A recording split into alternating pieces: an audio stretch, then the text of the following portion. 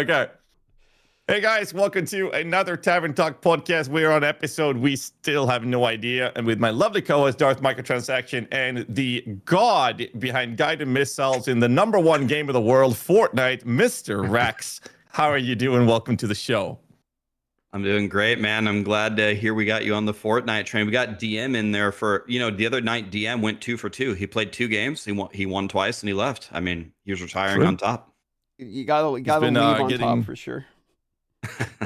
You've been getting a little bit of a name call, like a nickname in our group. Basically, you're the guy who comes in just for one win and then just leaves. So it's the one pump chump one pump champ. What chump? The one and done guy.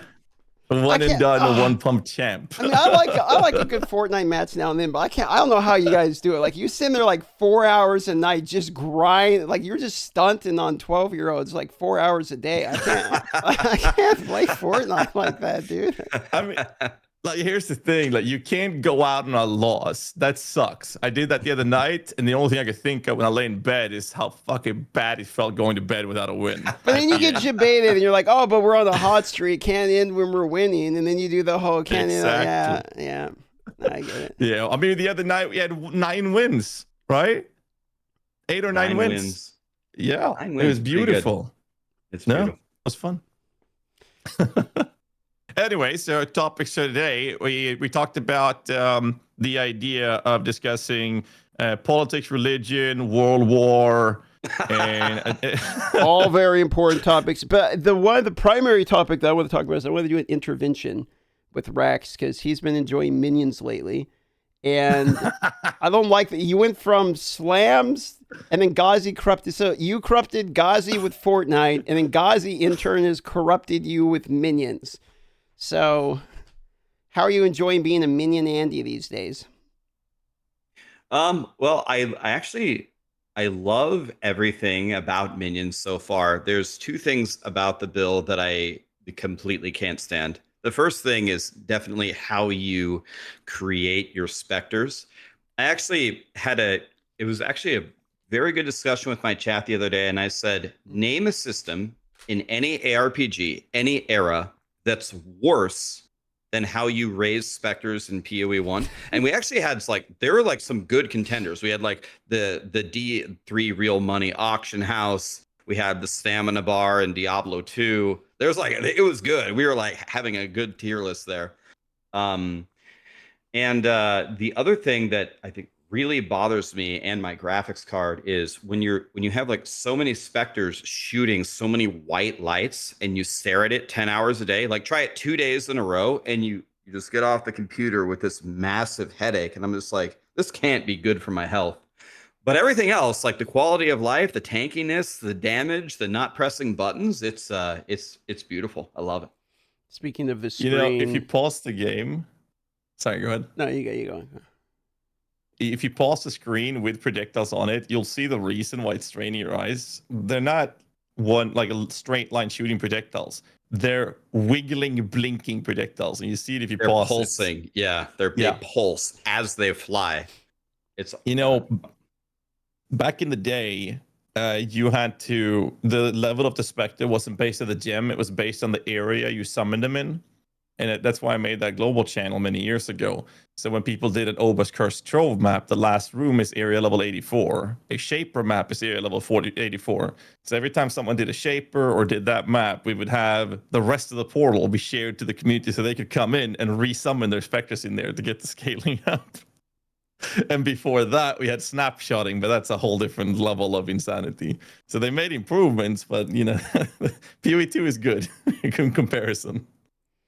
I like how we're all playing builds that are blinding us. Like, I'm playing Vortex Projection, and I bought an MTX, and I literally can't use it because it's basically just flash banging you, over and over and over again. It's completely unusable.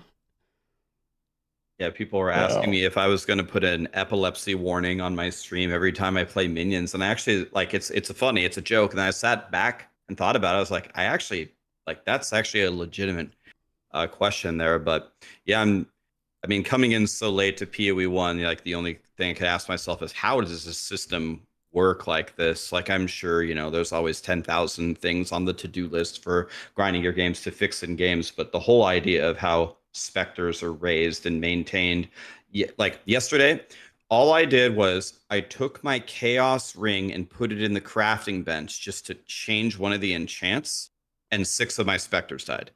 And I was like, this is just so ridiculous. I just don't have words. But you made sure the purchase specters were the last ones you summoned, right? So you didn't lose them, right? I'm lucky enough to have the crafting be very easy. I raised the specters in the right order because GHAZZY is sitting there holding my hand, but I don't think the rest of the world has got $1 million an hour to pay GHAZZY for private coaching lessons to make sure every stone that they encounter they don't trip over. So I feel very lucky, but no, I have not killed the turtle or the spirit guardian yet. Not yet. $1 million an hour. Like, if anyone has that money, you can hit me up, actually. But I played Minions for so long. In this league, I bought 5 Guardian Turtles myself. So it doesn't matter how much experience you have. It does happen. But I always say in PoE 1, as soon as you play a good minion build, it's very hard to enjoy a non-minion build after that. That's been my main problem. How do you feel about playing another build after playing that one, Rex? I mean, the main reason why I would switch over to my snacker and play some of that is honestly for my eyes. Like, actually, not joking. I don't think I can. I'm gonna need to take doses of the white lights, the white pulsating beams. It fills the entire screen everywhere. It's just shooting everywhere all the time. I actually really look forward to getting more powerful so my minions just one-shot everything so they shoot less so I can play the build more. Because when your DPS sucks, you fight one boss and they're shooting nonstop for 60 seconds and it's like 10 years off your life expectancy. No, but the quality of life there is very high. The defense is extremely high. And even if I'm playing softcore, I can't stand dying in these games. So having the block up and having the freedom to just kind of pretty much dodge while your minions take care of business is that's the really good kind of build for those really long grinds, right? If you got to play 24 hours and just blast, the more buttons that you add to the build, like the harder it is to keep going. It's funny, the most beloved Spectre build that has ever been in the game is played in a similar way that the one you're playing now is, except they're called Syndicate operatives, and they have 100% piercing projectiles that are tiny black/dark gray projectiles that you barely see, with like no eye strain whatsoever. But they gutted them hard many years ago. I was gonna say, why didn't you make me make that build? We all want them to come back. But you and I have been doing a lot of tier 17 grinding. I saw DM, you're still on the, I can't believe I'm saying it, but the Blight. Well, what have you been doing? Well, what build you playing? Okay, well, hold on here. I mean, to be fair, Blight's actually super good. Did you see Carnarius's video about it? No, but I saw your stream, and that was flickering harder than my Spectre build. Speaking of, you need a seizure warning, dude. You literally can't play Blight unless you turn everything down to minimum, and even then, like, it actually flickers your entire screen. They just made a post about it, actually. It flickers the entire screen and your UI and everything. I can't see my projectiles. I'm having to guess that I'm actually doing damage, because there's too many minions on the screen, and I just have to hope. So I'll lose some of the maps because I literally can't see what's happening. And then one, the little guy made it to there. But yeah, there's this strategy where you just juice the hell out of the Blight that drops this one big chest at the end. And I mean, I had like 3 full inventories just full of like influenced maps. So in like 3 or 4 Blights, I had like 100+ Conqueror maps. And they drops tier 17, so I got like 30 tier 17s or something. It's a huge map farming strategy. It's actually a pretty cool Blight strat. It's the first time I've seen like Blight actually be super juicy. Apparently the strat was around last league too. But it's one of the first times Blight actually feels like pretty good in map for me. But yeah, it's completely a horrible. I have a horrible build plus horrible vision because I'm using Vortex and it's just splashing shit everywhere, which covers the entire screen. And then the UI is constantly flickering and there's no solve for that. So, and then if you hit Alt by accident, it's a skill check. So if you hit Alt by accident, your entire computer crashes. So that happened to me twice too. I was just playing it. I was like, oh, I got to pick up loot. I'm like, let me see if I missed anything. I hit Alt and just everything catches on fire. Speaking of computer crashes, so I've been dreading putting the Starforge sent me a 5090. And You I've been got dreading to put 5090 it in. before I did. Right, he owes me 2 of these things like a year ago. This fucking guy. So I've been dreading to put it in because you guys have been having so much issues. So I was off yesterday. I decided to just shove it in and YOLO it. 0 issues. Everything's fine. You're Not on it now? one hiccup. Yeah. Not So one hiccup. I talked to him. First of all, I love Blight, and then when I played it, didn't make me any money, but I still love playing it. I can't wait for it to. They said that probably it's coming to PoE 2, right? On the computer issues, I talked to Maddie today from Starforge, and he said he talked to an NVIDIA rep, and he said that the driver got fixed 4 days ago. Yeah. 4 days ago, they said it got fixed. So this guy's got a rainbow shining on him because he got it at the perfect time to plug it in and everything just works. But you missed the dark days. It's decently stable them, now, yeah. I haven't had crashes in well since I had the update. That's nice. Other than hitting Alt. You change back to your 5.0 series or 4? Me? I haven't switched yet. I'm skeptical. I've never. Go on. Sorry, I didn't mean to cut you off. I was just say my AMD machine's working, so don't fix what ain't broken, right? Yeah, no, That's I actually never got my 5090. So out of the 3 of us, the guy who's owed the most of them got the least of them. So I got completely scammed by him. You know the story of why he owed me 2 of these things, right? I don't. Okay, so I was playing PoE 2. All right, it was my first hardcore character of the last league, 0.1, okay? And what ended up happening was I was going to do Arbiter, and Arbiter, I fucked up the DPS in the beginning or whatever, and it was with the Minion build, GHAZZY, that I was doing. And then Arbiter was doing the ball phase, okay? And so I was like, oh shit. So I log, okay? I log back in, and he's like, hey, if you log it, it doesn't go into you skip the ball phase. You're good. There's no damage. Okay. You can just go in. And I'm like, that doesn't sound right. That absolutely does not sound right. And so he's like, no, I'm telling you. And so we sit there and we argue about it for 15 minutes before I'm like, dude, I guarantee you. He's like, I don't want to lose this character. It's one of the best characters I ever made at that point. Probably the best character I ever made. Had too many hours on. I'm like, this is my only character. This is what I'm farming with. I don't want to lose this character. He's like, go back in. I promise you. If I was wrong, I will send you another 50. Sorry, you get 1. I'll give you a second 5090. And this is right when they were, just popping off. So I'm like, are you sure? I'm like, I go, okay, well, it's worth it then in that case. So I go in, and not only is it in ball phase, but he's beaming So you gotta be fucking kidding me. So he baited me exceptionally hard, and I never got the 5090s anyway. So I got baited not once but twice. It's gonna be a big payday I soon. saw the clip of that. I saw the clip of that death.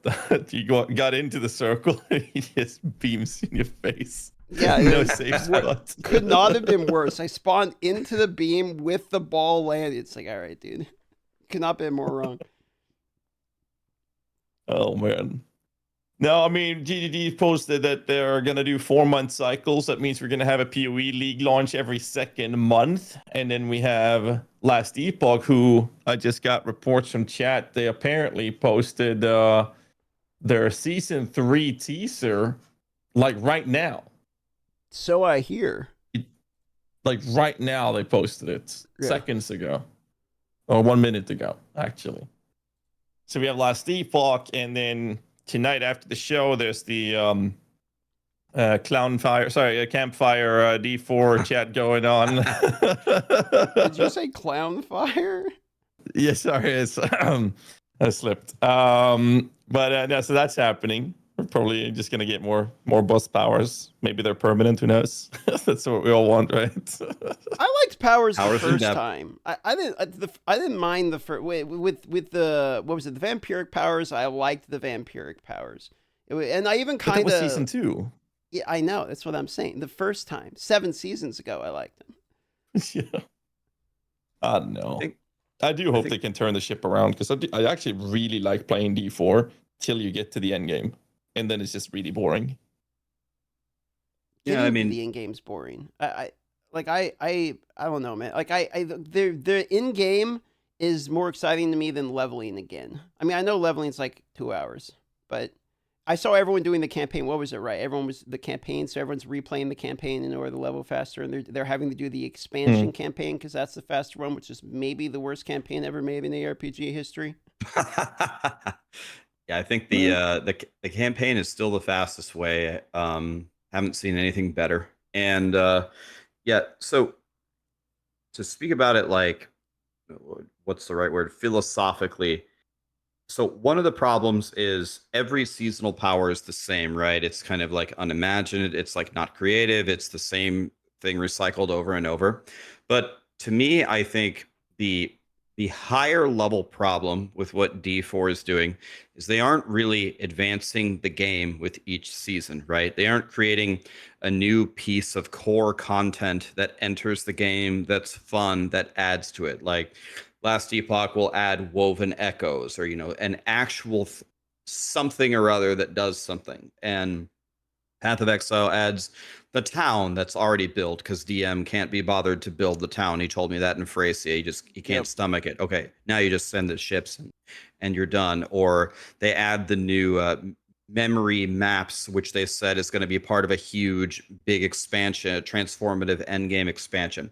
Diablo 4 is now you can run 3 Nightmare dungeons in a row, and here's some different boss powers. Like there's no actual fundamental change to what you're doing. Oh, we tuned the difficulty of this from an 8 to a 6. 2 seasons ago, we had it at a 10, but now we got some data, and now we turn the knob to 6. It's like, that's not, like, how are we supposed to get excited for that? And it seems like what they do is they put the actual content or the real changes behind, a paywall. We might see the paladin class or whatever. We might see a new raid. We might see some actual changes to the skill tree or something in the expansion, but that's going to be paid and people already feel a little bit burned about it. When the other gaming companies, like even No Rest for the Wicked, they're giving us content, meaningful upgrades every few months to the actual game that stick and are fun to play. The logic you could argue is that, okay, well, Diablo 4 launches a full game, and now they're selling expansions, and games like No Rest for the Wicked launches early access, and they haven't finished their acts. The problem with that is all the other games' early accesses have as much, if not more, content than Diablo 4's full launch fucking game. So it's like it's still, if D4 feels like an early access for 9 seasons, and I think like, 2 of the problems for me are, it's like, okay, if like you're saying, the expansion worth of content is a good season, is how I feel about it. Like if the Vessel of Hatred was a season, that's a pretty good season. I mean, for a D4, I'd be like, yeah, that's pretty good. Like I like the Vessel of Hatred for about as long as I like a season or a league in any other game. So it's like, if it would have that much amount of it for free every time, D4 would probably actually be pretty good. But you get one of those every year and a half for $40. And then in the meantime, it kind of feels like, snip, snap, snip, snap. The toll of how many vasectomies can a man endure? You go back and forth between like, buff this build, nerf this build. Oh, it's OP again, back up. It's constantly like they're balance changes are sold as content. And it's like, that just has to happen anyway. Like, I don't care. You're fixing problems. I had a lot of faith with it for like 4 seasons. Like, give it time, guys. It's cooked. And now they completely lost me. I just don't care anymore, dude. Hopefully at some point they release something that makes me like excited to log in. But like every time the season shows up the way I feel, it's fuck. Do I really gotta like try this thing again? I mean, that's fair. Another issue I have to add to that is diversity. Like you said, Rax mentioned like the boss bars just recycled. I just did a preliminary update on my guides for Spiritborn and the Necromancer. and all of them uses the same power, and 90% of them have the same Horadric jewels. It's like, okay. Then I went to Spiritborn and did those, and all of them uses the same power. All of them have one of the jewels being the same, and there's like 15% of those have like some variety on one jewel. That's it. And then I looked at other classes, and it's the exact same story. There's no diversity. And that's kind of like my issue with it. I think it's fun to progress D4 despite the lack of interesting itemization, but it's enjoyable for me to upgrade my build. I feel like I'm getting noticeably stronger, and then I get to the end game, and the only thing I do in the end game is I go to a boss, I one-shot that a couple of times to get the loot I want. Okay, now I have the upgrade. Now I go to the next boss. I one-shot that a few times, now I have my upgrade. And what do I do now? Oh, we can do the aspirational end game, which is doing the same thing, same pit all the time, try to get a good time or push that up. But like, there's nothing interesting to do. There's no point. There's no sense of progression from there that is fun to engage with. But just the journey up to that point, I do find enjoyable. That's why I can play D4 for about 24 hours and then I'm done till the next season.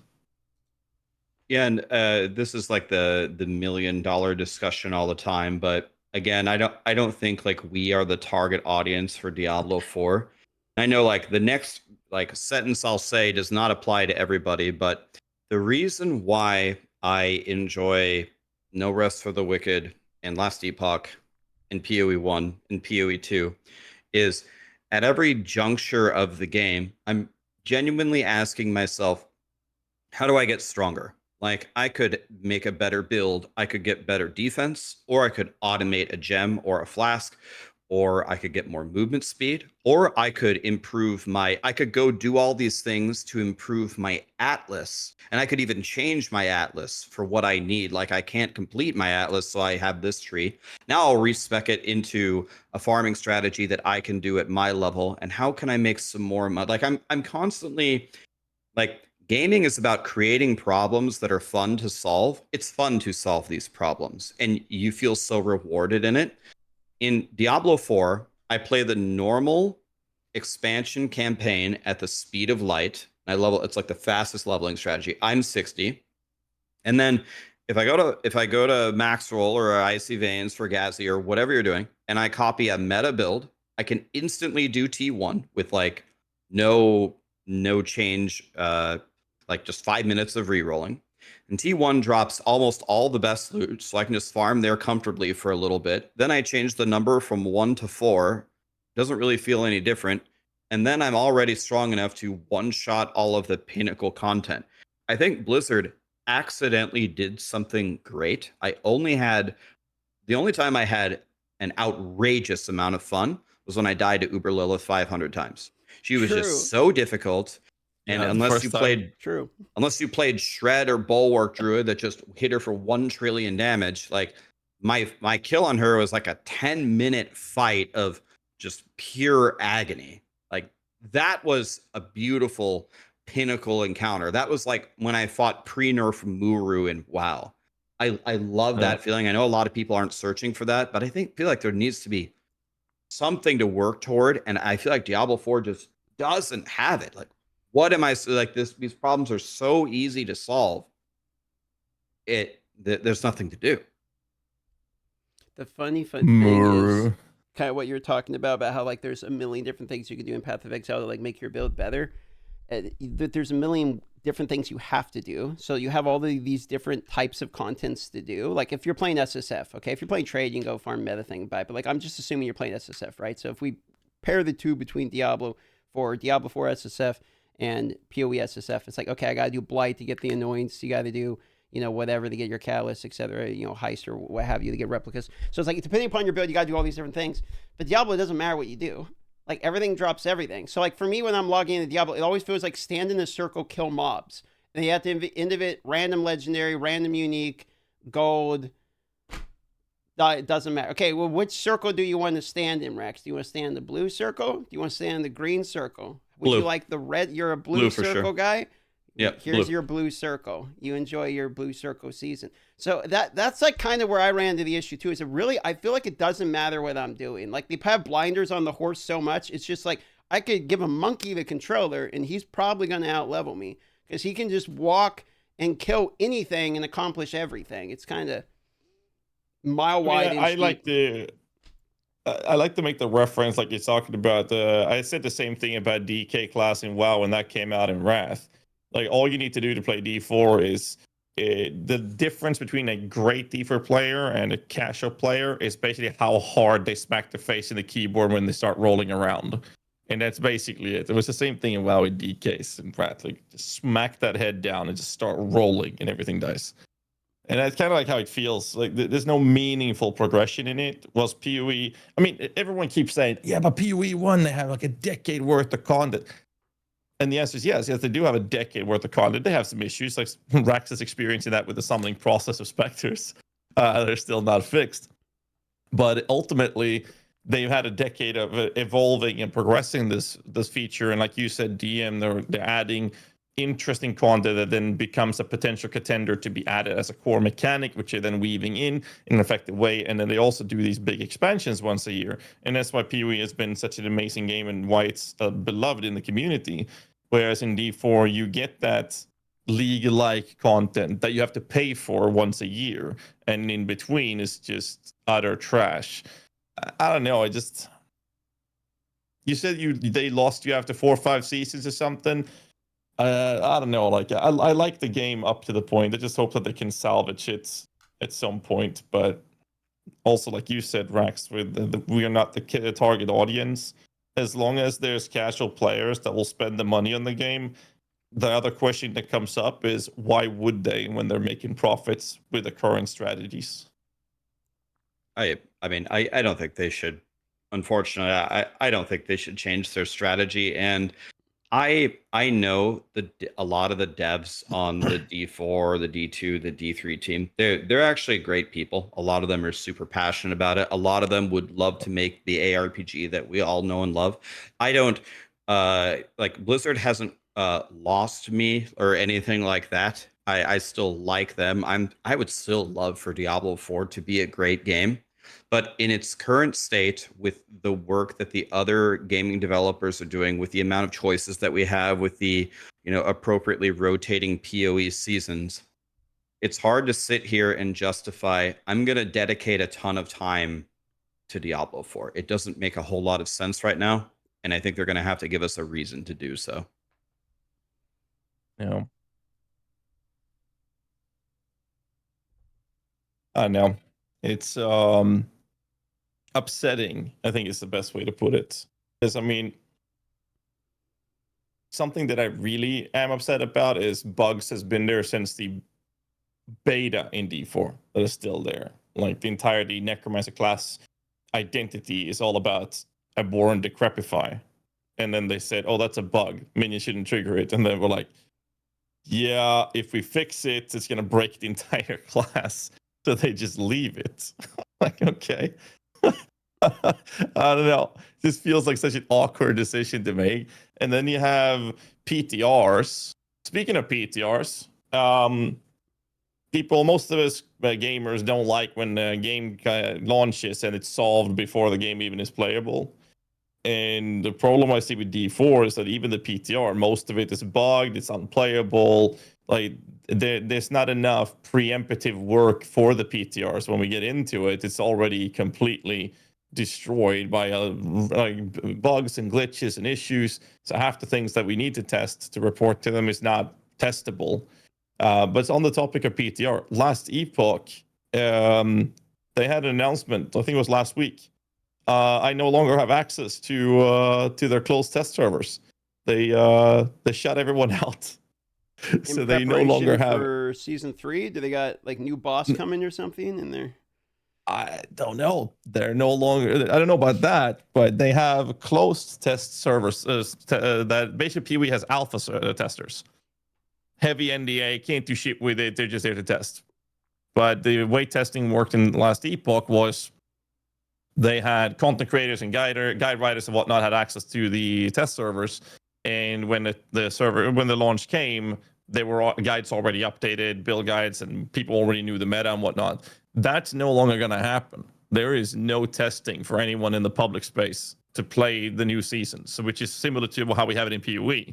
So next season in Last Epoch will be a complete mystery for everyone. The game will not be solved when we start playing it. So I'm actually very excited for that. Yeah, it's like Christmas morning, right? Like how did it used to be? You used to drive down to the gaming store, buy your compact disc game or your cartridge, you'd blow in it, you put it in, and you have your little manual that doesn't tell you jack shit, and you just play. Right? There's I mean, a lot of us have made careers off of covering things, explaining the metas, making guides, and here's how you solve it. But there is also that allure of everything not being solved in the very beginning. My favorite solution, and when I've been asked by different gaming companies, is I like closed testing servers for non-guide writers. This is what I've asked for every time. So if you can identify, a couple of people in your community that are just godly Last Epoch players who don't write guides, who don't do that, you can get like 4 or 5 of them, give them access, give them an NDA, and ask them, go fight Uber Aberoth. You have an NDA, don't share any of the secrets, and help us really tune this. EHG in particular has a little bit of an edge here because they have people like Carve on their team, right? Carve can fight a boss and tune it and say, I can make it real hard but possible to beat this. So as long as if they've got the employees there and they feel like they can do it, fine. I mean, I'm all for it. But yeah, it should be a lot of fun, as GHAZZY said.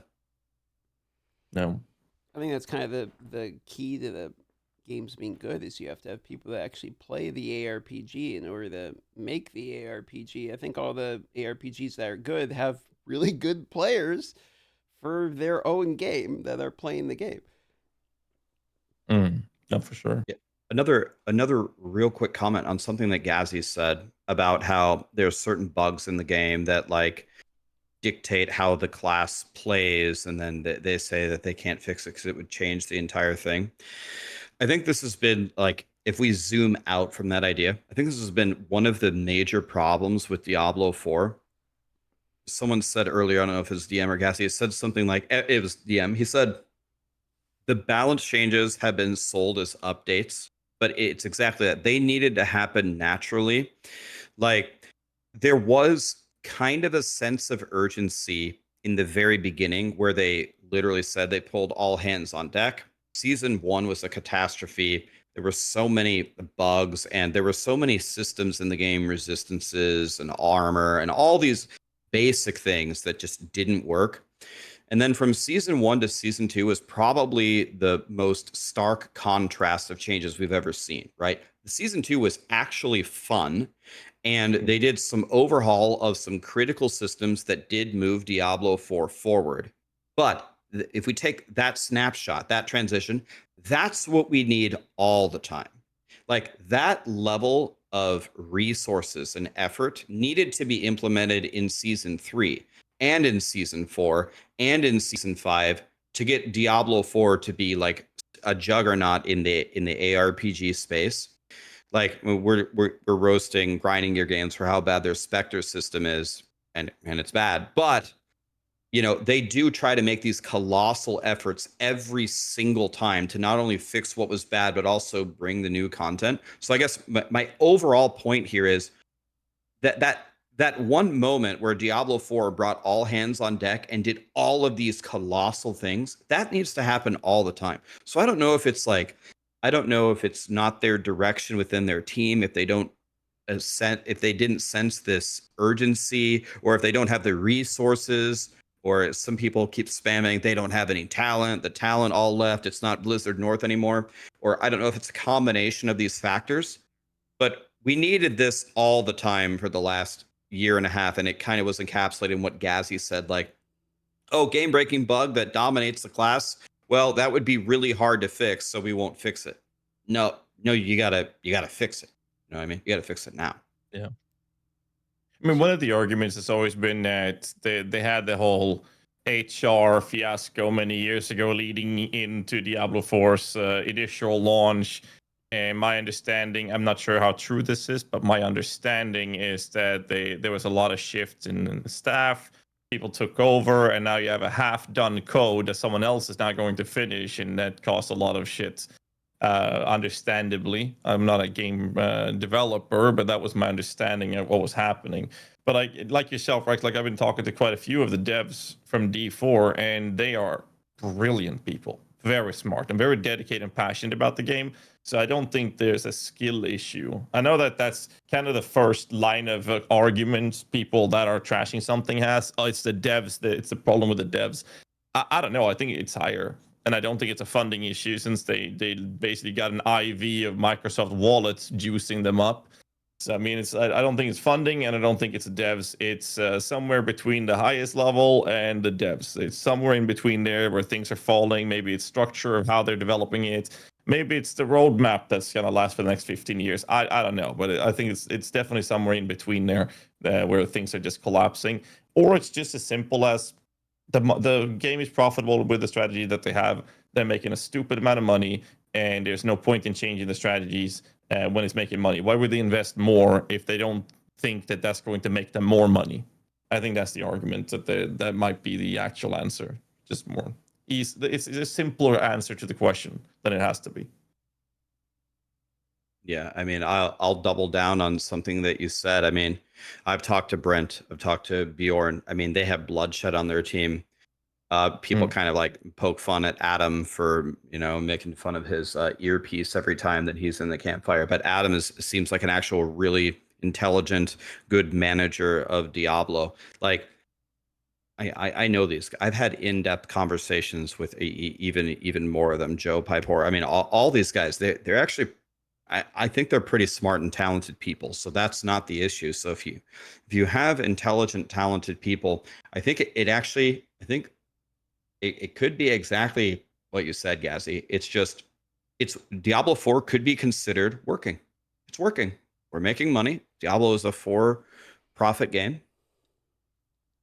But it's powers, and that's it. I'll see you at the expansion. It might just be working. And another factor to point out is, I believe was it you, Dart? No, yeah, I think it was DM who said this to us.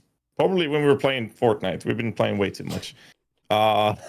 Where he said something in the lines of Diablo Immortal is a unironically better game than Diablo 4. Yeah, no, I actually believe that. Yeah, because I play them more though a lot, and I kept tabs with it after I quit it more though. If you take out the resonance and the pay-to-win system and the microtransactions that plague the game is unironically a better ARPG.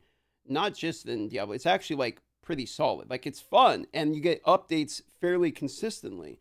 It's tainted by pay-to-win, but outside of that, like they actually have Diablo in the Diablo game, and you get a pretty decent combat loop. The PvP is actually like pretty fun. And it has a like clan system that actually makes sense. Has this really cool cycle of like the shadows overthrow the immortals and the servers fight and all that. If it was just a grinding based game, like it would actually be very popular in my opinion, and like people would pretty well accept it. But the resonance system killed it. I thought the PvP in Diablo Immortal was actually one of the most fun that I had, and it was tainted by pay to win. If they took the pay to win out, I mean, dude, the Maxwell team probably be PvPing like 12 hours a day. So fun. They added a non-pay-to-win version later where, like, the resonance doesn't influence it, but by then the ship had sailed for it. That's too late. Another game is like Torchlight is also having a release in middle of July, I think. I'm a big fan of Torchlight. I think the Torchlight's really fun. It's also having some monetization issues quite extensively, depending on who you're asking. But I think that Torchlight is also one of those games that's like I can go in and not spend a dime and blast that for a week or two and have a great time playing that. I'd never touched Diablo Immortal because of the monetization being nasty as it is. But from what I'm hearing, it sounds like I would actually probably have fun on Diablo Immortal as well for a week or two. Same thing that I'm having with Torchlight if I just look past the monetization structures. Yeah, they don't really do seasons like in the same way. You know, it's kind of like permanent progression with that game, which is kind of like one of the differences about the ARPG there is you're kind of behind if you start. They have a catch-up system and all that, but like, yeah, it's like I say, it's actually like pretty fun RPG. And for mobile games, I play a lot of mobile games. Obviously, a lot of them just aren't good. Like a lot of mobile games are just actual dog shit. And so when you get one that's like actually pretty playable, it's kind of nice, which is part of the reason I like the game so much. And I really like social systems in games. So it actually kind of feels like a Diablo MMO. Like it kind of feels like what I thought, honestly, if Diablo 4 was what Immortal was, but it didn't have the pay to win, I'd probably still be playing Diablo 4, honestly. Because like this, if you had like a PC version with all the social systems, open world, remove the combat rating side. Because like the combat rating is very like Eastern MMO like style. Like you just can't hurt things if you're below the combat rating. Like I don't like the combat rating side of it. But you take that side out of it, you take the resident system out of it. Like the game actually, there's something there. Yeah, it's the PvP system in Diablo Immortal when it first came out. I kind of correlated it to Halo 1, right? Halo 1 was like one of the like revolutionary multiplayer games. Even though it wasn't on Xbox Live, people loved it. But Halo 1 was so simple. You spawned with the best gun, the pistol, and I think they said like they made the campaign for a year and then they made the multiplayer in 3 days, and the multiplayer is like one of the best ever. It's just very simple. They just made some maps. You start with a pistol and you just shoot each other.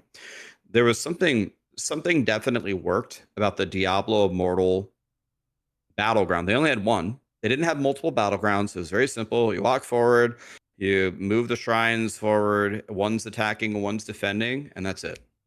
Like there was a little bit of an imbalance. It seemed like the defenders had an advantage that needed to be tuned a little bit.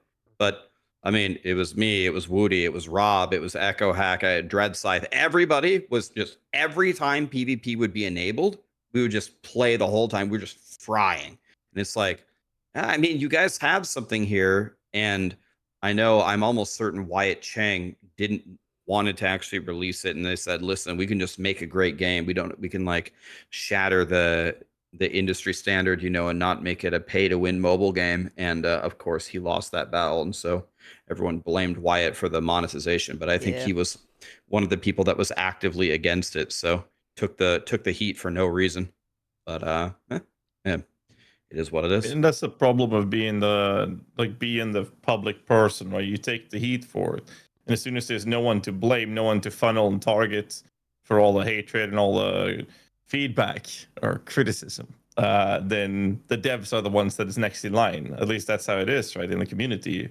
If you don't know who to blame, then it's the devs. It's the devs' fault that it is this way or that way. It's like it always comes down to that, no matter what is actually going on. And it's the same thing with D4. Like I think we're all in the same boat that the devs is not the issue. They're passionate and they're very brilliant people. It's something else that's wrong. That's going bad. Same thing with what you were talking about. The guy who's actually actively against it is the one who's taking the heat for the one thing he's fighting for the community on. So I don't know. It's okay. So not the problem. Sorry, not to change the conversation abruptly or anything here. We've been going about Diablo for a while. So they just announced last Epoch Season 3, right? And is launching August 21st. Okay. So what are the odds we get a run back of PoE 2 launching like August 22nd? Because we already know it's August. It said right? August. They said August. We just don't know when August. So what now? So the last Epoch announces first, and then here we go, dude. Let's get it. I can't wait to find out when the PoE 2 is going to be. Not to abruptly change the subject here again, not to do another Uno reverse, but my birthday is August 31st. So instead of talking about any of that, I want to know what you guys are getting me for my birthday. No, I'm just GHAZZY saying he's getting you a hot tub to join the hot tub party.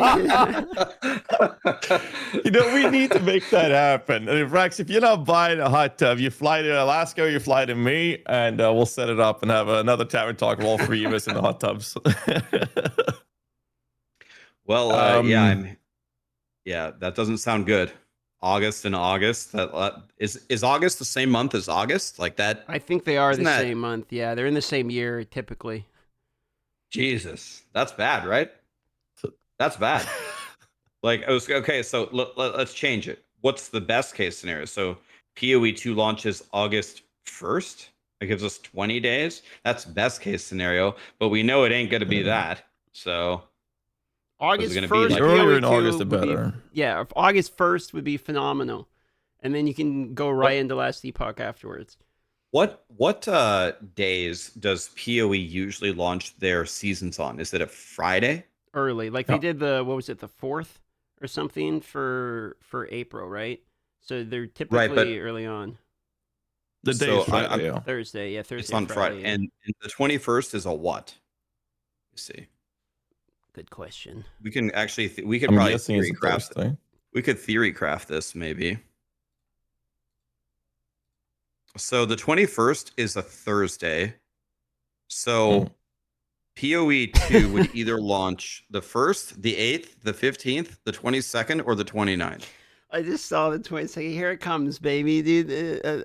August 22nd. I cannot wait to watch everyone mauled out so hard again. But I mean, I don't know. Like, I don't know if I would pin that on. I don't know if I would pin. I pin the other one on Grinding Gear Games. I don't know if I would pin this one on Grinding Gear Games. They literally said they're releasing it in August, and it's not like I understand the take. Like, oh well, Grinding Gear Games can't just rule the scene forever, and they can't monopolize the whole month. Yes, I get that point, but EHG could have also released in like September, right? And they would have been safe. Yeah, yeah. I mean, okay. Man. Yeah, I don't know. I think the reason they were so mad about the Last Epoch one, right, is because like Last Epoch hadn't released in like a year or something, and Last Epoch, announced first. At this point, it's the other way around. GGG did announce first, and this is actually like a season that's like kind of close to their last one. I don't really think they owe them having to dodge it, but it would be nice, I guess. So I talk to both companies quite often, and they have an active ongoing conversation. Like they do talk to each other when it comes to these things to avoid, because none of them wants to collide, because it's not good for either company. Because it's always a wild shot, right? Last Epoch turned into the underdogs in that last bout that they had, but ultimately what happened last time was that GGG felt forced because they couldn't push it sooner, as they were still looking at releasing something based on when they had features done rather than locking dates down, which they now have changed. Now it's date locking, whatever feature's ready, they post it. And they couldn't post it later as they had a large chunk of their staff going on vacations, so they were forced. And and Jonathan has even in public said, and in private has said that they were very upset about the fact that they were unable to move the date. Because if they could, they would have done that before announcing it, so it wouldn't collide. They would have done that if they could. That's what they said. Now, obviously, people will say, "Oh, that's just what they say. That's just PR." To me, they've talked about that in private as well. So that was something that like they genuinely believe. And I've talked to these guys for over a decade, and I genuinely feel like that they wouldn't be lying about something like that. Obviously, you could take it for a grain of salt, and you make up your own minds about it. But now that they've announced this and they're locking dates in, GGG can very easily make sure that, okay, well, we're going to make sure that we don't collide with this and post it the week after or the week before, that be the closest, or even another date. And I think we're all hoping that the release would be early August instead. But I'd be very surprised if they now say, well, we're going to launch it the day after. I don't think that's going to happen. I would be very, very surprised if that happens. I mean, if I were, again, it's the same exact strategy, but backwards. If I were Grinding Gear Games, this isn't even like a malicious tactic. It's just delivering exactly what you promised. We said we'd release PoE 2 in August. It's no secret that Grinding Gear Games has been stressed on resources between balancing PoE 1 and PoE 2. They announced that they're coming out the 21st. We have to go on a Friday, which would be 8 days later. Let's deliver it August 29th. We go to the very end of the month. That gives us more time to polish up our patch, and we deliver our promise to our people that we release in August. And the people that like both games, in 8 days, they'll get the Last Epoch out of their system, and we can have an incredible PoE 2 league that goes into September. You want to go second like a golden opportunity. Like you want to go second. Like you want to be the guy who goes first, because then you get cut a little bit. Yeah.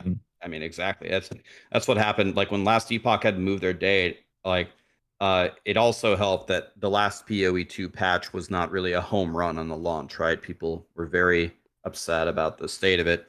So people definitely got the PoE2 out of their. A lot of them got the PoE2 out of their system, and then last Epoch had that 1 year update. It was so good. So it's like, yeah, I don't know.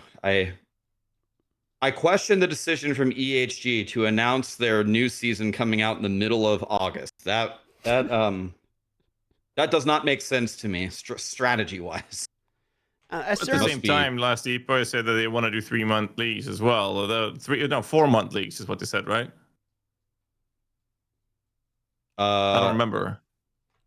Yeah, maybe, and I would love for them to keep that promise, but I would love it if EHG and Grinding Gear Games is 2 games that release every 2 months. That means there's a lot of months available where, I mean, last Epoch to me is moving up in the ranks. Last Epoch is becoming a titan in the ARPG community. For the love of Jesus, don't release it in the same month as these other games. And I think everybody wins, right? The players win, Grinding Gear Games wins, EHG wins. Yeah, but that's a lot of months blocked out, though. Like, I mean, because if they're trying to dodge PoE1 and PoE2, and then who knows, maybe they're even trying to dodge D4. I'm assuming everyone just kind of ignores it and like just dodges the other ones. But if they're trying to dodge PoE1, PoE2, and let's say D4 at the same time, like that's a lot of months they kind of can't do anything, like from their production wise.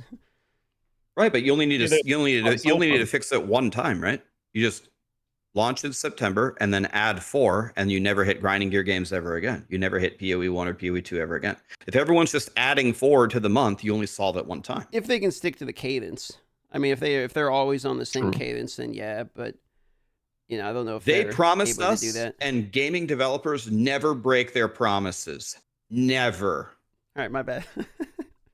No, I'm just kidding. But no, I agree. I mean, there's 6 months of the year that PoE doesn't launch 1 and 2. I think D4 in its current state is not a threat because like it's not the player base target audience is not the same. I think that if they do 4-month leagues, there are 6 months a year that they can aim for. Because every second month we have a PoE launch, and every second month is free. I just love them.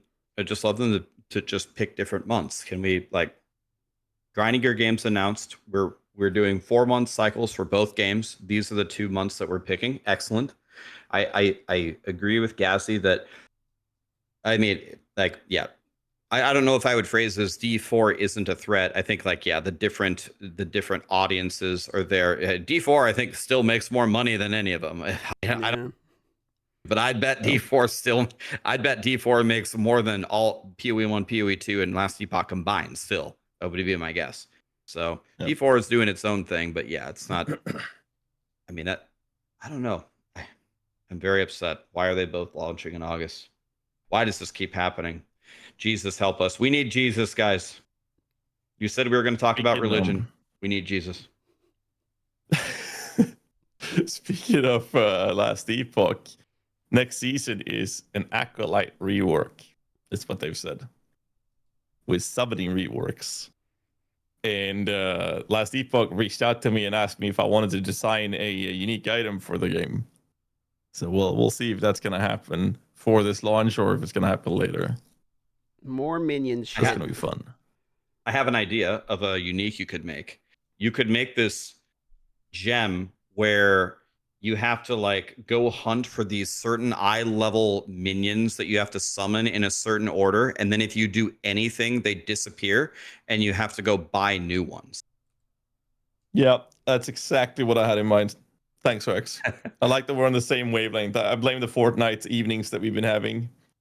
I can't believe you came up with that on your own. That was my totally brand new original idea.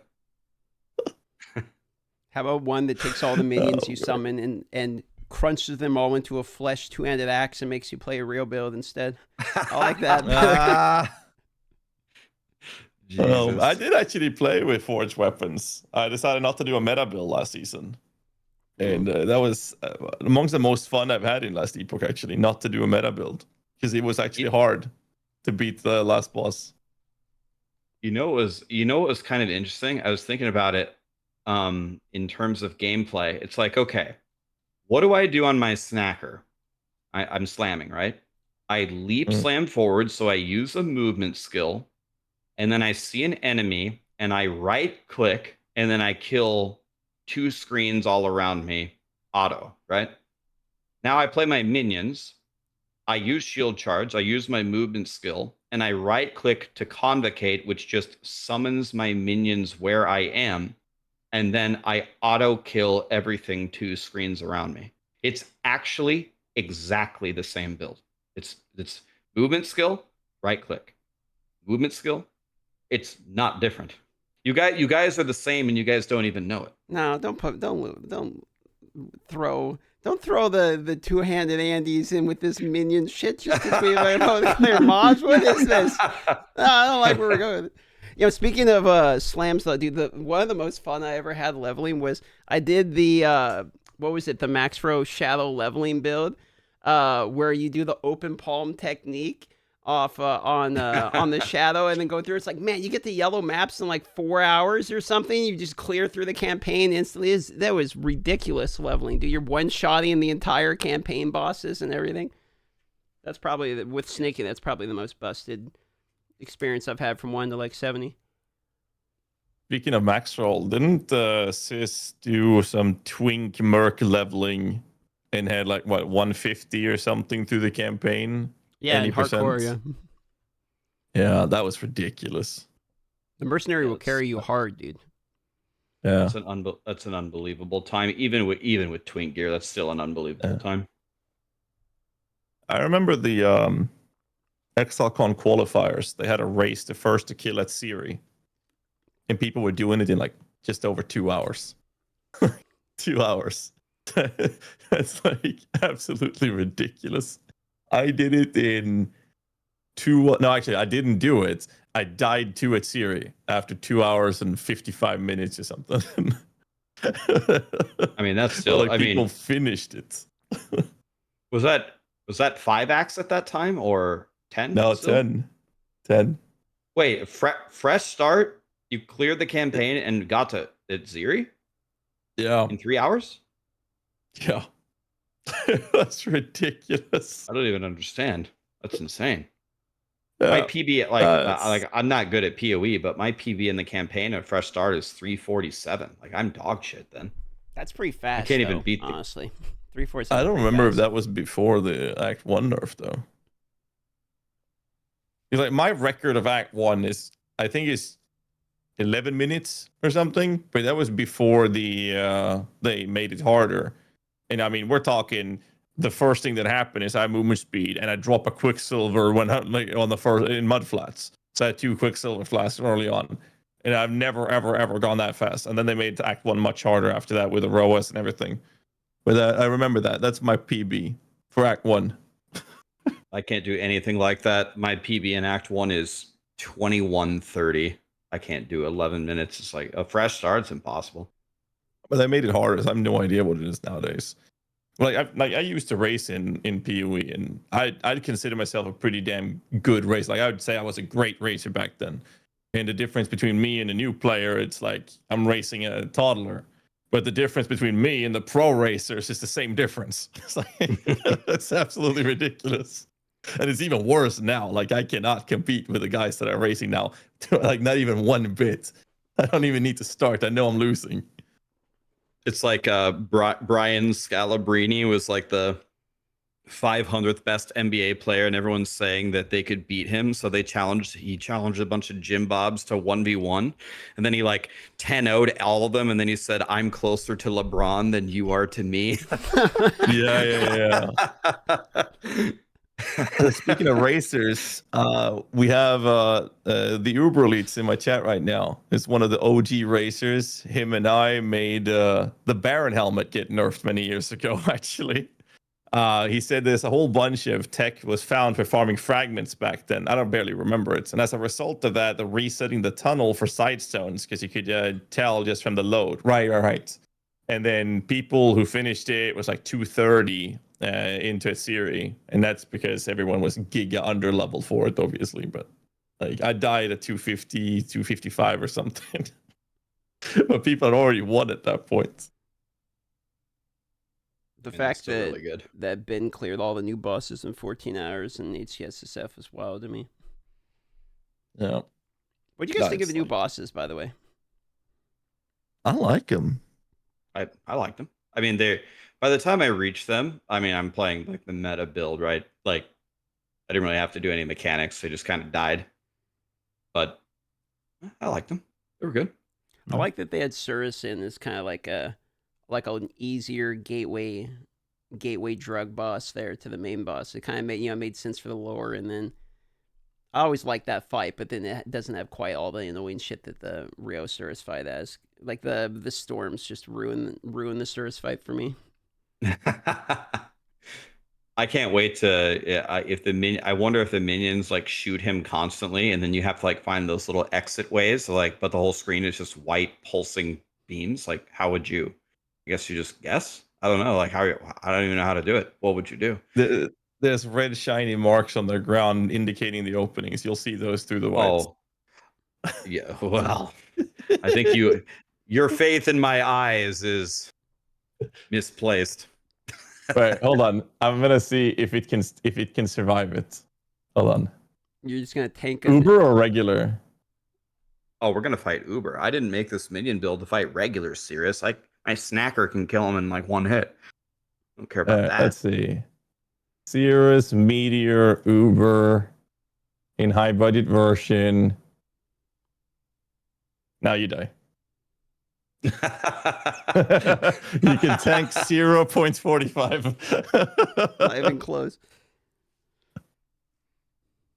Shaper slams, you can tank 1.26 if you don't block it on Uber. That's my favorite boss fight, dude. I was farming Uber Shaper for currency kind of at the start and then a little bit recently. Whenever I go broke, I just go farm Uber Shaper because it's super cheap and he actually drops like really good shit. And I did 3 Uber Shapers and I got 2 jewels and 3 Uber Shapers. And I was like, this is absolutely busted RNG. I got 3 jewels this season from Uber Shaper from farming him. This guy's rich.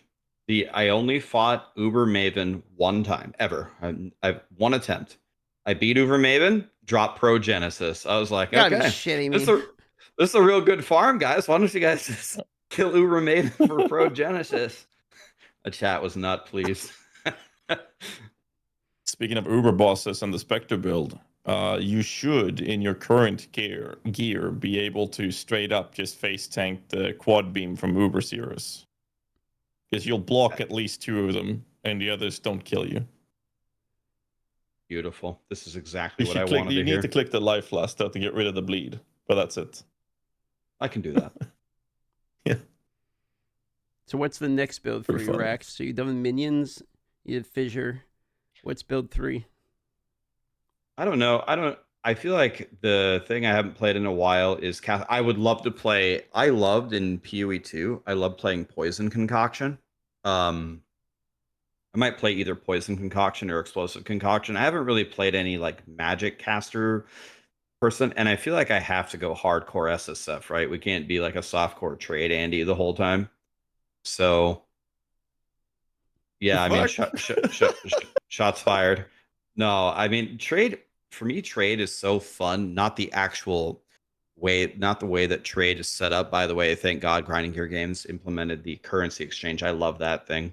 But they said like they're implementing like a trade system in PoE 2 first, right? They'll try it there and then they'll bring it to PoE 1. But the idea of trading, the idea of anything that you find that is value, that has value is valuable, right? Whereas in PoE, in SSF, I might get like, oh, this really good wand, but I'm playing a slammer. It's like, I mean, what do? I re-roll or it's not valuable, right? But the hardcore SSF is such a different game. It's so enjoyable to you have to figure out how to solve all these problems. You're kind of like living off the land kind of deal. I love it. I kind of like going to trade now and then. It's been a while since I played trade, so I'm playing standard Andy shit right now and forgot how much I like actually economy farming. But I think PoE 2 is more fun for me, and SSF and PoE 1, like trade is more enjoyable is kind of where I've come to the conclusion for. And you save SSF for like later in the league wipe. Because we're going to have 2 months between each of it. So like first month's trade, second month's SSF, and then you go to the other game. is probably what the rotation is going to end up being. That's Like exactly something I'm planning like that. You play trade when everyone's playing and trading, and then you go Yep. SSF. Didn't mean to cut you off, Cassie. I like that. I feel the same. I mean, you get to a point, depending on how you play, where you just don't care about the currency anymore. Like, depending on how you play. Like, I started gambling apothecaries just a few hours before the Tavern Talk, and it was like, How did that go? Normal. How'd that go? I bought two. I went up to 2 full Mage Bloods, and then I reached this point where it's like, what am I gonna do with this currency? So I kept gambling the 5 of them, and I lost those 5. It's like it just reaches this point where normally in the past that would have been the streamer version of it. Let's get a prediction up. Let's see if we hit this one in 1 click. I just bought the card to spam the button. Oh, I got 3. Okay, let's just move 1 card out and spam this one till it goes up or down. And 5 minutes later, I just burned through 300 divs and I went up 600 divs. And it's like, okay, what am I gonna do with this now? And at that point, I kind of just want to do other builds without doing them high budget because the currency doesn't matter anymore. And then the next step would be, why continue this where there's no challenges left, as I've already done that. I've gone through it. I have my high budget build. There's no content in the game that I can't do. And I think that's the perfect opportunity to say, well, you know what? It's time for Soul Self and Hardcore. Just reset everything. I like that approach a lot. I think that's the best way to enjoy the game is Solo Self-Found. But it is very fun to play trade when there's so many people actively trading. So I like the 1 month trading and then 1 month with Solo Self-Found. Yeah, another thing that I don't know why, like, it's just something that I really enjoy. I could just sit here and just practice 1 to 10 in the campaign and just try to lower my 347. If I could one day maybe do like, I don't know what my limit is. I'm never going to be the best speedrunner out there, but if I could drop one day with a dream, if I could drop a 259, I would be so happy. But I just have no idea how I'm going to cut the other 48 minutes. It's I don't know. I'm going to need a really good build. I just have to practice a lot, I guess, just learn a lot of layouts. But to me, that's fun. It's way more fun to play with nothing than to play with everything. The second that, like GHAZZY said, the second I'm just farming the Uber bosses, it's like, it's time to go do something else with absolutely nothing. It's kind of more fun. But it's the same in D4, right? As soon as you get to the point where, like, okay, I'm one-shotting the hardest content in the entire game. Now I'm bored. And you'll get there in PoE 1 as well. It just takes a much longer time. And there's more steps of progression to get there and enjoyable ways to get there. But once you're there, it's like, okay. So normally I just do new builds, PoE some new stuff, and then playtest them in lower budget, like leveling, low budget, medium budget. And then normally I skip the high budget because there's no point as soon as I shove currency into it. The thing is with PoE 1 builds is you can play, remember the Syndicate Operative Spectres I talked about that nobody plays anymore? So I have a 7 mirror character in standard, and they do excellently there, but it also requires 7 mirrors before it actually works. So everything Only 7. in PoE 1, only 7, yeah. It's like 3 mirror tiered items on the character. It's ridiculous, but it's in standard, so it's like but like every issue a build has in PoE 1 can be solved by tipping a bucket of currency over it. And once you get to the point where you can do that, there's no challenge left anymore. And that's a really good thing with both hardcore environments as well as Solo Self-Found, because now you're not going to get to that point. Maybe Ben could, but like normally you wouldn't get there. And that means that as long as you're playing, there's still meaningful upgrades for your character. And if you're playing hardcore, you always have the underlying risk of dying. There's a lot more fun to that once you get to that point, from my perspective. Yeah, I mean, I completely agree. Like, the whole point of a video game is to have problems and interesting challenges to solve. Once you've solved all of them, it's kind of like, now what? Hardcore SSF, here we go. Died to Hillock. I suck. I thought the point of video game was the laser dudes in the head on Fortnite. True. Dude, we played last night. First 4 games, 4 wins. Opened up with a 4-0. So beautiful. You playing tonight? Oh yeah, let's go. We got to keep the streets clean, man. We got to Yeah, so remind we little. have Go ahead. me and Rax, we've decided that we're no longer playing Fortnite because it's fun or for us. We're doing it as a duty for all the parents out there in the world. Because as we shit on 12-year-olds, we're showing them that they should already be in bed. So we need to do this as much as we can to make sure that children goes to bed in time. That's the goal. I don't think that with the mode that we play, I don't think any little kids play that mode. All the little kids play the Star Wars, the Batman, the cars, the wings, the flying.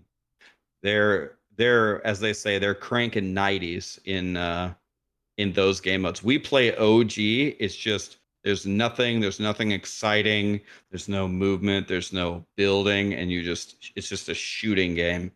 And the little 12-year-olds don't want anything to do with that. The building's what made me quit that game originally, because I played it like right when it launched.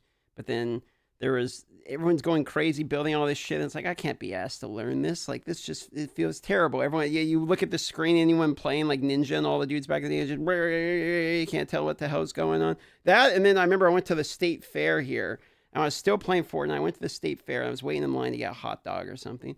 I look down and there's a kid that can like barely walk, and he's wearing a Fortnite hoodie.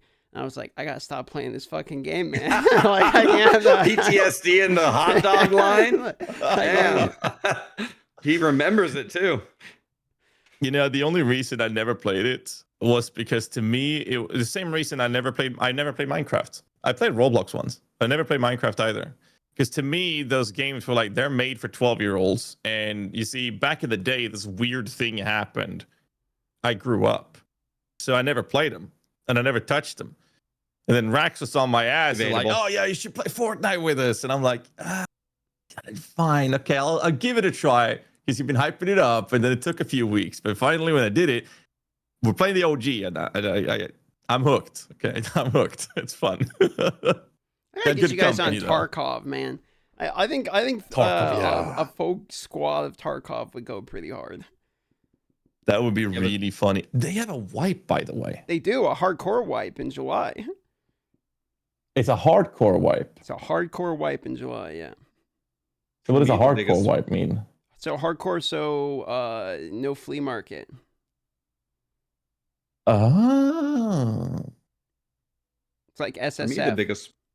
For me, the biggest problem with these FPS games is just the cheating. The unimaginable rampant cheating in these games. Like, you can tell the difference between someone who's just real good at Fortnite and someone who's just aimbotting. It's just like, oh my god, dude, how many of you guys have these aimbots and these Zims? Like, it's unbelievable. And they have like the anti-cheat system, but there's just no stopping them. It's completely compromised. But that's why EFT is such a great game. Like EFT, especially when you're new to it, you get.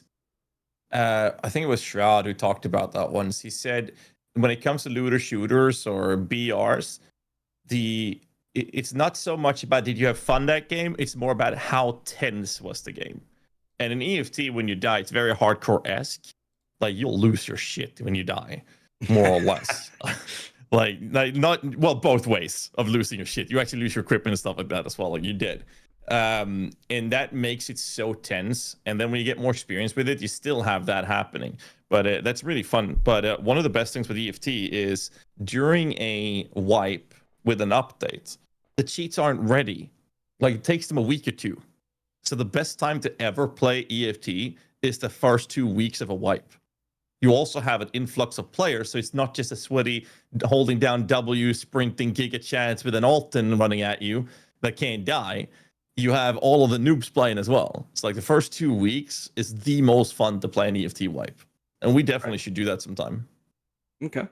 No? Let's play. No? All right, well, you got to get going for the Diablo 4 campfire chat here pretty soon, right? Since you got like 40 minutes or something, you need time to prepare.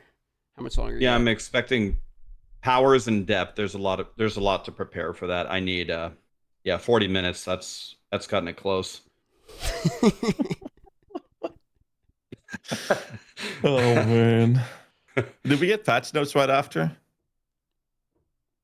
I I guess I'd be honest. I wasn't really planning. I guess I should read them. I wasn't really planning. I don't cover that really anymore. I just summarize the campfire about what they said. I mean, they said in the last campfire that they heard the feedback that all of the same builds were all of the same best builds, but I don't remember if they actually did anything about it.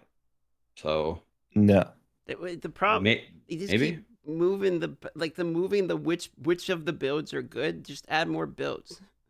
You know, it's like this build is good this time. This one's good. Well, we all played all of those already. It needs like 100 new builds. I heard a spoiler. Like they for the fireball upgrade, you either do 30% crit damage or 10% attack speed, and everyone was picking 30% crit damage. I heard a rumor that in the next season it's going to be 15% attack speed. Yo, log it in, dude.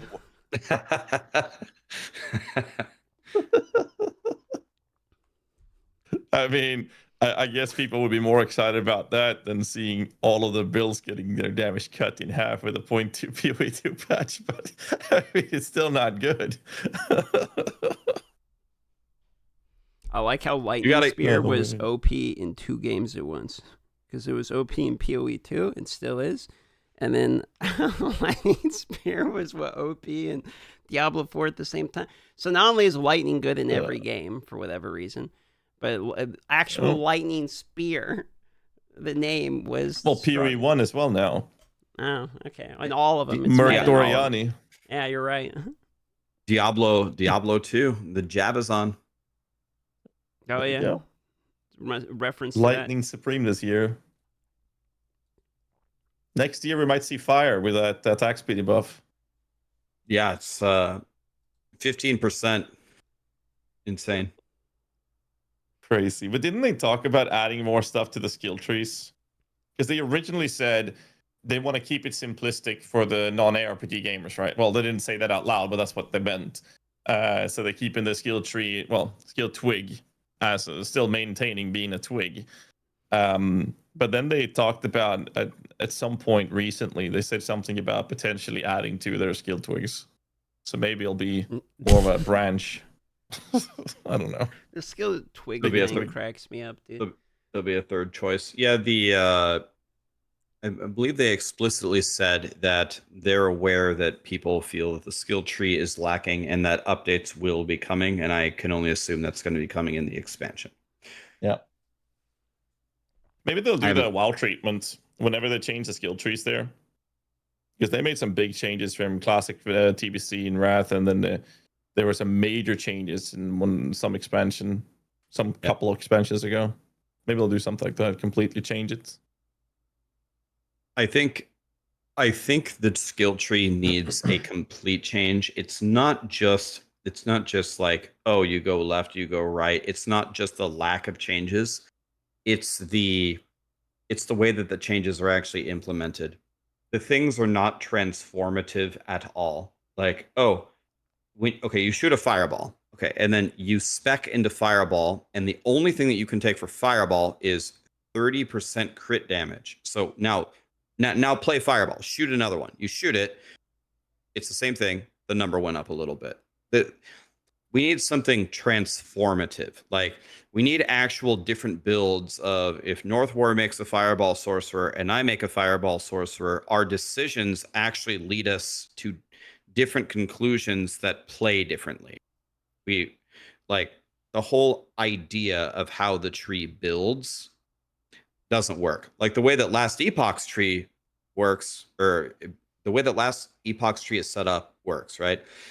Like my favorite build I ever made, it's hard to even think about how it works. I was playing detonating arrow, but I didn't use a bow and I didn't fire an arrow. I threw a mine and the mines duplicated and auto-targeted and then blew up, and then the explosion threw the arrows. And that's all done with the skill tree, right? The skill tree lets you do all these crazy combos.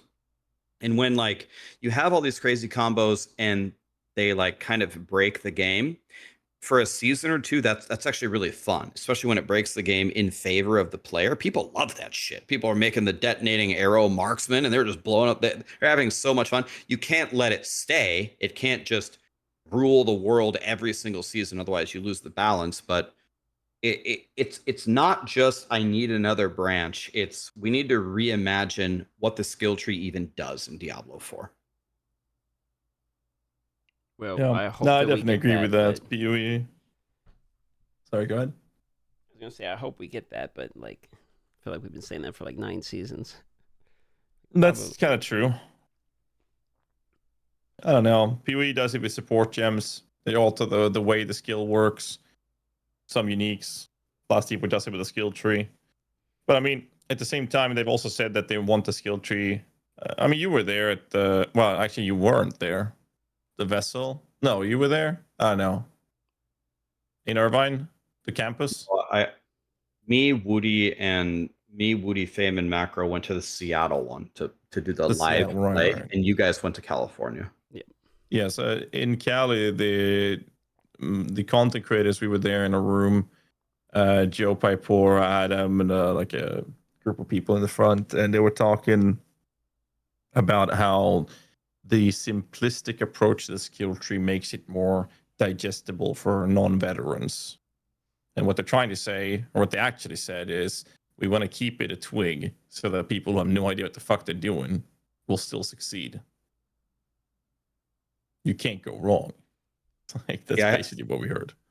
I had a conversation with I actually can't remember who it was, with one of the devs, and they said, Rax, you want to know what some of the data was that we got in I think it was the beta or the alpha? They said you wouldn't believe how many people, when they got their 20 points in the alpha, they put all their points into the 4 basic skills. They didn't take 2 points in the basic skill and make a core skill. You said you wouldn't believe the overwhelming data that everyone just put it all into the basic skills. So that's why we have it like this. And I asked them a follow-up question. I said, so are you designing the game?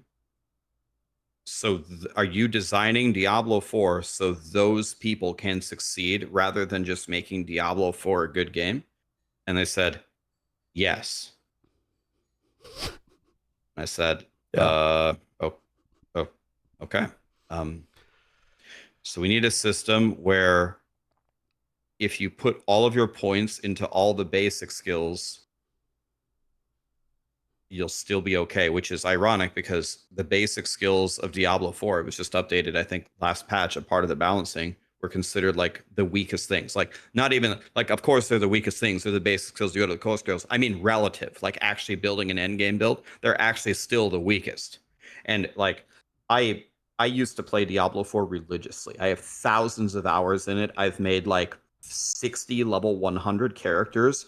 I had spreadsheets of timing everything, and I knew all the best leveling strategies like at one point, which is nothing to be proud of. And my conclusion always was all of the slowest classes, the druids and the barbarians, they suffer so much because of their basic skills. So it's like, if I were in a meeting and the directive was, we need to make sure that the people who pick all the basic skills can succeed, I would say, okay, let's make the basic skills powerful, which is exactly what the game didn't have. Exactly the thing that they were solving for didn't happen. So it doesn't make sense. I don't know. It doesn't make any sense. I don't know. I mean, that's again, the target audience is it's your casual dad gamer who has 7 jobs, who wakes up in the morning, feeds the kids, go to work, comes back home after picking up the kids from school, makes some food for his fiance or his wife and the kids, pops a few brewskis, gonna sit down in the couch to play some games, but oh shit, the doorbell rings, he opens it up, guess what? It's his wife's boyfriend. They go to the bedroom to play Tetris or something. God, I love this story. God. Goes into the couch and plays Diablo 4. Like, that's the target audience, and it's that's been an issue. But I mean, it's like we talked about before. They're making money on it. So I have a counterpoint change. to that. Frosty LaRue just said, "That's me now." He just had a kid. if that's Frosty and Diablo 4 is for Frosty, why is his entire channel nuking Diablo 4? Well, I mean, to be fair, Frosty did have that video where he maxed out all his basic skills in the footage. So, you know, he is the target audience, Rex. Jesus. I mean, This but that's gonna be the difference, right? Frosty Because video. you know, the target audience for D4, they are not watching YouTube videos or Twitch or streams. Because if they did, they would know not to put all of their basic skills. It's the people who just boots up their console and plays there, and they don't digest any content. The people that do digest content are the ones looking for people bashing on the game. So Frosty's playing the game. I have the most perfect idea. This might be the best idea I've ever had in my life. A new video idea for Frosty. He should make a video about who he thinks the target audience is for Diablo 4. After my speech, he's gonna include that clip. Dude, I can't imagine what that would be. Give him some content. Rex, what do you think is the target audience if you had to describe it graphically? What is the target audience for Diablo 4? GHAZZY, you're supposed to be my friend. No. I'm not stepping on that landmine. I'm not stepping on that landmine. This is accurate. Okay, in my chat, target audience equals Diablo 2 players trying to be disappointed. So bad. I'm not stepping on that one. All right. Well, we should probably send it on over the here. We're at the hour-and-a-half cap you want to stay at, and you have the Diablo 4 campfire chat that I am sure you are looking forward to enjoying. So, about that time, boys. We're hopeful over here. We're dreamers. Please be good. But oh well, we have PoE 1 if it isn't. Season 9 will rework the skill tree. We'll rework Paragon. We'll add 15 new in-game bosses. Multiple levels of defensive and offensive layers, restructure monster power levels, new itemization, and it's all right now on the campfire. New crafting, more stash space, loot filters, number crunching. That'd be good. I'll play. Wish that's it. I'm in.